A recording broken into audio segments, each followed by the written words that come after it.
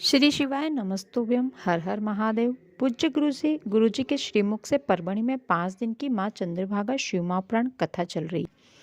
आज परभणी में हो रही शिवमापुराण कथा का चौथा दिन है। कल परभणी की कथा का 5वां और आखिरी दिन रहेगा। परभणी में कल कथा का समय सुबह 9 बजे से 12 बजे तक रहेगा और यूट्यूब पर और टीवी पर कल की कथा उसी समय शाम को 4 बजे से 7 बजे तक रहेगी। इसके अलावा आज की कथा में गुरुजी ने जो भी नए उपाय, जानकारी और पत्र पढ़कर बताए हैं वो इस वीडियो के माध्यम से आप सभी के साथ शेयर करने वाली हूँ, तो वीडियो में आखिरी तक बने रहें। आज की कथा की पहली जानकारी, हम अपने परिवार के लोगों पर जितना भरोसा करते हैं, रिश्ते नातों पर भरोसा करते हैं, सगे संबंधियों पर जितना भरोसा करते हैं, यदि उतना भरोसा हम भगवान पर कर लें तो हम परमात्मा को पा सकते हैं। आज की कथा की अगली जानकारी, हमारे दुकान व्यापार की जगह बैठकर जो हम कमाते हैं वो हम परिवार के लिए कमाते हैं, हमारे घर के लिए कमाते हैं। लेकिन धर्म की जगह जैसे कथा में बैठकर जो हम कमाते हैं वो हम खुद के लिए कमाते हैं, उसका पुण्य हमें प्राप्त होता है, वो सिर्फ हमारा होता है। आज की कथा की तीसरी जानकारी, दुनिया में हर व्यक्ति एक दूसरे को बदलने की कोशिश करता है। क्या कभी किसी ने खुद को बदलने की कोशिश की है? कभी अपने आप को बदलने की कोशिश करके देखें। जब हम खुद को नहीं बदल सकते तो हम दूसरों को क्या बदलेंगे? तो पहले हमें खुद को बदलना चाहिए, उसके बाद हमें किसी और को बदलने के बारे में सोचना चाहिए। यदि हम खुद ही बदल कर अच्छे हो जाएंगे तो सामने वाला स्वाभाविक सी बात है हमारे साथ अच्छा व्यवहार करने लगेगा, तो हमें उसे बदलने की ज़रूरत नहीं पड़ेगी। तो पहले आप खुद को बदलें, फिर दूसरों की बात करें। आज की कथा का पहला पत्र जैन समाज के एक व्यक्ति प्रशांत जी ने लिखा है। इसमें लिखा था, गुरुजी, मेरे मुंह में गठान हो गई थी, बहुत सारे डॉक्टरों को दिखाया पर कोई फ़र्क नहीं पड़ा। फिर एक बड़े हॉस्पिटल में एक बार जांच करवाई तो वो डॉक्टरों ने मुझे कैंसर बता दिया। मैं बहुत गरीब हूँ, हमारे पास पैसा नहीं था तो इलाज करवा नहीं सकते थे। जितना बन सकता था उतना इलाज तो हमने करवाया, लेकिन कुछ समय के बाद पैसों की तंगी की वजह से इलाज को बीच में ही छोड़ना पड़ा। बाबा की कृपा से गठान तो निकल गई, लेकिन उसका दर्द ख़त्म नहीं हुआ। तो डॉक्टर ने कहा, कैंसर आपके शरीर में फैल चुका है। मेरे आसपास आपकी कथा एक बार हुई तो किसी ने मुझे कथा का पांड में बैठकर कथा सुनने को कहा, बताया कि इससे सारे दुख दूर हो जाते हैं। तब मैंने आपकी कथा को पंडाल में बैठकर सुना और बाबा की कृपा ऐसी हुई कि मेरा कैंसर ठीक हो गया, मेरा दर्द ख़त्म हो गया। मैं तो लोगों के कहने पर कथा सुनने गया था, लेकिन बाबा ने मुझ पर कृपा कर दी और मेरी तबीयत को ठीक कर दिया। आज की कथा की चौथी जानकारी, जो शिव मंदिर जाते हैं, एक लोटा शिव जी को चढ़ाते हैं तो शिव जी उसके हिस्से का सारा कष्ट हर लेते हैं और अपनी कृपा उस पर बना देते हैं। आज की कथा में गुरुजी की अगली कथा पावागढ़ में होने वाली है, उसके बारे में कुछ जानकारी दी है। एक अमेरिका में रहने वाली महिला जब गर्भवती थी तब उसे कोरोना हो गया था और तब उसके बच्चे की धड़कन भी चली गई थी। तब डॉक्टर ने उस बच्चे को निकलवाने की बोल दिया था। उसकी माँ यहाँ भारत में रहती थी और शिवमापुराण कथा सुनती थी। जब माँ को ये सब बातें पता चली तो माँ ने उसे कहा कि एक बार तुम शिवपुराण सुनो, बच्चे को निकलवाना है तो तुम कुछ समय के बाद भी निकलवा सकती हो, लेकिन पहले शिवमापुराण कथा सुनो, उसके बाद बच्चे को निकलवाना। माँ के कहने पर उसने शिवमापुराण कथा को सुनना प्रारंभ किया। उसने कुछ दिन शिवमापुराण की कथा सुनी और उसके बाद जांच करवाई तो डॉक्टर ने बताया कि उस बच्चे की धड़कन वापस आ गई है। वो अमेरिका की महिला गुरुजी की पावागढ़ की कथा संतों के माध्यम से करवा रही है।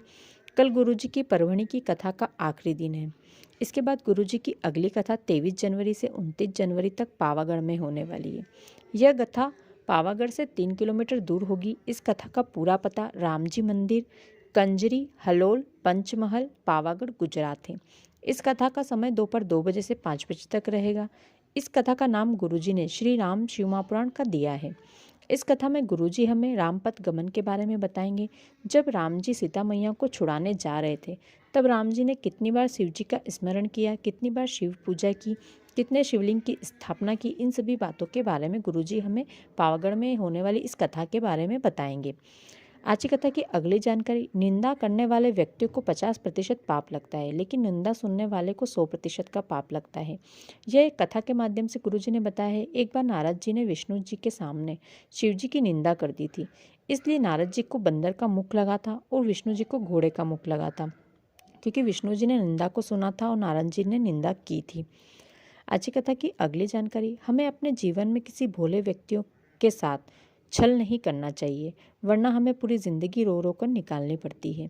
आज की कथा की अगली जानकारी, सभी सुहागन महिलाओं के 16 श्रृंगार में से 15 श्रृंगार की कीमत ज़्यादा या कम हो सकती है, लेकिन सभी सुहागन महिलाओं के केवल सिंदूर, जो उनके मांग का सिंदूर होता है, उसकी कीमत एक ही रहती है। उसकी कीमत ऊपर नीचे नहीं होती। आज की कथा की अगली जानकारी। हम मनुष्य हैं, हमसे कई गलतियां होती है, क्योंकि मनुष्य गलतियों का पुतला होता है। लेकिन हमें केवल इतना ध्यान रखना होता है कि एक गलती को हमें दोबारा नहीं करना होता है। उस गलती से हमें सीख लेना होती है और उसको सुधारना होता है। जो एक गलती को बार बार करता है वो जिंदगी भर रोता है, और जो एक गलती को करके उससे सीख कर उस गलती को सुधारता है तो वो अपने जीवन में उन्नति को पाता है। आज की कथा में गुरुजी ने हमें बताया है कि शिवलिंग में सभी पवित्र नदियों का स्थान कहाँ होता है। हम अपने जीवन में रोज किसी पवित्र नदी का स्नान नहीं कर सकते, पान नहीं कर सकते। इसके लिए तुम्रका जी ने एक ऐसा स्थान बताया है जहाँ सभी पवित्र नदियों का जल मिलता है। तुम्रका जी कहते हैं, जब हम शिवलिंग में जल चढ़ाते हैं और जब जल बहकर शिवलिंग में से नीचे जमीन पर गिरता है, तो शिवलिंग से जमीन के बीच में जो धार बनती है जल गिरने की, उस धार में सभी पवित्र नदियों का जल स्थान होता है। यानी कि सभी पवित्र नदियाँ वहाँ विराजित होती है। यदि उस जल का हम पान करते हैं तो वह सभी पवित्र नदियों के जल के पान के बराबर मान्य होता है। और जब वह जल नीचे गिरता है और बहकर जो पाइप बना होता है जल निकलने के लिए वहाँ तक जाता है, तो वो जो जल नीचे गिरकर बह रहा है, उस स्थान पर 33 कोटि देवी देवताओं का स्थान होता है। आज की कथा का अगला पत्र आशा जी ने अंबाजोगाई से लिखा है। वे लिखती हैं, गुरुजी, मैं मेरे पति की एक किडनी पूरी तरह से खराब हो चुकी थी। डॉक्टर ने ऑपरेशन की बोला, या तो ऑपरेशन करवा लो और किडनी निकलवा कर किडनी चेंज करवा लो, या तो फिर इनका डायलिसिस टाइम टाइम पर करना होगा। मैं बहुत डर गई थी। फिर आपकी कथा सुनी मैंने, और आपकी कथा में आपने शिवजी पर चढ़ी हुई एक बेलपत्र और चढ़े हुए जल का झेलकर पीने का उपाय बताया था, और मैंने यही किया। अपने पति को चढ़ी हुई एक बेलपत्र औषधि मांगकर खिलाती और चढ़ा हुआ जल झेलकर पिलाती। फिर कुछ समय बाद जांच करवाई तो मेरी पति की किडनी ने काम करना प्रारंभ कर दिया था। आज की कथा का अगला पत्र संगीता जी ने अंबाजोगाई से लिखा है। वे लिखती हैं, गुरुजी, मुझे हर महीने 10,000 का इलाज लगता था। मेरी एक किडनी खराब हो चुकी थी और मुझे शुगर भी थी। मुझे हर दिन 2 इंसुलिन लेने पड़ते थे। मुझे किसी ने आपकी कथा के बारे में बताया और ये जल झेलकर पीना और औषधि खाना वाला उपाय बताया। फिर मैं आपकी कथा सुनने लगी और एक लोटा जल रोज शिवजी पर चढ़ाती और बेलपत्र चढ़ाती। जल झेलकर वहीं मंदिर में बैठकर पीती और चढ़ी हुई बेलपत्र औषधि मांगकर वहीं मंदिर में बैठकर खा लेती। अब मुझे केवल महीने में 1 इंसुलिन लगता है और मेरी किडनी ने भी काम करना प्रारंभ कर दिया है।